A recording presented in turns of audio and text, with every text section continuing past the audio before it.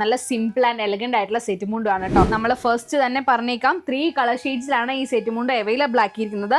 ഈ സൈഡിൽ കാണുന്ന അനുശ്രീ ഉടുത്തിരിക്കുന്ന ഫോട്ടോ കണ്ടില്ലേ, സെയിം സെറ്റ് മുണ്ട് തന്നെയാണ്. നല്ല കസവില് ടൈനി കസവ് എന്നൊക്കെ പറയാം. കസവില് ടെമ്പിൾ ഡിസൈൻ ആണ് കൊടുത്തിരിക്കുന്നത്. ഇത് നോക്കൂ, ഇതാണ് താഴത്തെ മുണ്ട് വരുന്നത്. 1/4 ഇഞ്ച് കസവില് നല്ല ടൈനി ടെമ്പിൾ ഡിസൈൻ ആണ് കേട്ടോ കൊടുത്തിരിക്കുന്നത്.